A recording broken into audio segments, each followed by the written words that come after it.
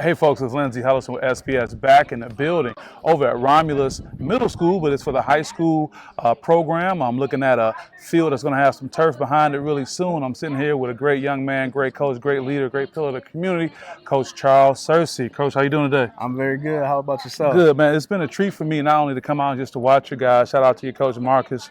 Dave has been a friend for a long time, but being able to observe your interaction with your parents, with your players, your approach, coming off a pretty good, scrimmage that you had yesterday. So just tell me what's happening with the Romulus Eagle program right now. So right now we're transitioning from the off season to in season. Again, we had a 4-way scrimmage yesterday at Battle Creek Central. Went against Battle Creek Central. The names are escaping me. That's okay, but you was there. We were there. Interesting day, nonetheless. Sure. But we had a great day. Yeah. We'll talk about your players in a minute. I had a chance to sit down with about a dozen of your players. Great young man, you already know that. But I just was really intrigued by your interaction with your parents. In this day and age where there seems to be this clash with coaches and parents, you seem to, at least at this part of the season, have a pretty good feel for how you have this open line of communication with your parents. Talk about what that's like. Yeah, absolutely. Again, in this day and age, we can't really expect for things to go perfectly. Right. We deal with a lot of adversity here, whether it be something that's just going right or wrong throughout the day. And I just want to be open. I just want to communicate, whether it be good or bad or ugly or indifferent. I want to talk about it, and I'm a problem solver. We want to talk about solutions. We may have to run this interview back later in the season when they may be feeling a different way, but I had you back. I said, I was here when he said, look, if you want to talk to me, call me anytime. Let's talk about we got a 24-hour rule in place after a football game, but we deal with that. We actually deal with those things. I don't go around that as a coach. I don't go around that as a parent. I want to deal with those things. Because you're talking about you're a parent yourself. Absolutely. And you understand that. Again, before we get to these young men, the DWIHN Integrated Health Network is a sponsor of SPS. They've been great. Because of them, I'm able to come down here and talk to you guys about mental toughness, mental health. But I really want to talk about your journey a little bit, being a Romulus alum. And you said you went on to, Toledo as a preferred walk-on. You kind of bet on yourself. But talk about what your experience has been as a 2002 graduate, correct? And being able to get to this point where you can really relate to what these young men are going through to kind of help them along the way. Again, just being from Romulus, we have similar experiences where there are different types of families. You got families that are 2 households. You got families that are 1 household. I was actually raised by my grandparents. So I had phenomenal foundation, phenomenal parents, but I didn't have my parents in my life. And I'm actually able to relate to a lot of kids within this program. You know, a lot of these kids got anger issues. They got frustration. They have anxiety. Again, I was raised around an uncle who were in the mental health field. She has her own practice now. She's been in practice for 20-something years. What's her name? Her name is Joanna Peterson Roshan. Okay, great. Dr.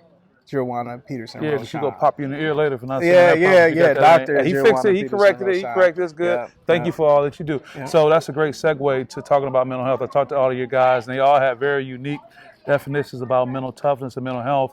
What is it like, man, dealing with these young people, but being a young person in 2023 with all the things that are going on in the world and then trying to be successful at sports?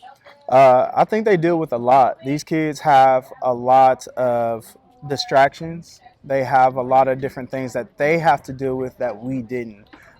There are a lot of barriers that are down where our parents, our coaches, our communities could intercept a lot of the problems. These problems are going straight to the kids. So they're having to mature a lot faster than I think that we had to. You know what? In all my time, my background in sports psychology, doing this work, never heard anyone put it that way, that the things that parents used to intercept and block for, no pun intended, being on the gridiron, the kids are dealing with directly. So when you put it that way, man, that really kind of shows, that there's a lot going on. But we're quick as adults to say, oh man, what's the problem? Just deal with it. But we're saying we're dealing with stuff that we shouldn't even be having to deal with. Absolutely.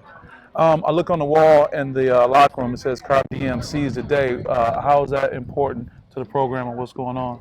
It's much deeper than the surface meets the eye. We had a coach that came here in, I want to say 1996 or 1997 by the name of Mark Woodson.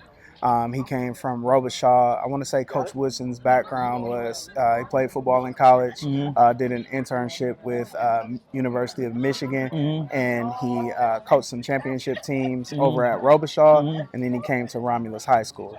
And he was able to take this program and turn it around. I think the season before he got here, they were like 2-7. Oh, wow. His first season, they had a losing record. And by the time Coach Woodson left, we were, I want to say, 7-2. And then the season after that, we were 10-1, or 9-1 and 10-1. So 3 playoff berths, and then the coaching tree under him it really turned this program around. So Carpe Diem or Carpe Diem is German for seize the day. And I remember him as an 8th grader saying that every day. And that's something that stuck with me. He came back and he was the athletic director here, and I'm almost 100% positive that he put that sign. That's his actual handwriting on the wall. But that's great that those young men can walk and step into that. Last thing I'll say is you're coaching your son. I always think that's a very unique dynamic. Talk about that. And he was quick to say, hey, he's coach out here, he's dad at home. He even told me that when I sat down with him early in the year during track season. But what is it like for you coaching your son? Well, again, me personally, it's a blessing for me because I played on this field here, and my grandfather was my representation here. Wow. So I actually get to see just, again, struggles as a young man, just as a father, watching a kid, learn to be social, watching a young man learn to be a leader, and I get to sit and see it firsthand. Right. I get an upping personal seat. So it's amazing being a dad in this position. That's also great. Amazing being a coach in the position. That's great. He's a phenomenal young man. Well, I'm totally impressed before the season even starts about what you have going on with this culture. I'm able to be around a lot of programs, and I just want to wish you the best. Any special shout outs you want to give before we let you get out of here? Special shout out to the Romulus Community School District. There are a lot of changes going on, and we're not talking about athletically. I'm talking about programming for kids. We just got a $1 million grant for the CTE program, which I think is phenomenal. Right next to us to the left, you can see our Wick Elementary School, which 6th grade will have a STEAM academy. Wow. Which my 6th grader going into 7th grade, he will be, actually 5th grader going into 6th grader, will be a part of that academy. Science, technology, engineering, and math. So shout out to Romulus Community Schools for investing in kids, taking the leap forward to bring families and bring the community back together. Also, special shout out to Romulus, the city of Romulus, Mayor McCrate and the city council. They're doing an amazing job of working with the school district together, just to bring people together, put the focus back on the kids and the families. Well, it's good to know that you're shouting them out, to know the kind of job they're doing, because we know there's always sometimes conflict in communities. But to do that, hey, you're doing a great job. Look forward to getting back down here to put my feet on the turf. Coach Davis said it used to be called the magic carpet. The magic carpet. I think the magic carpet, man. Lots of turf burns and all that good stuff,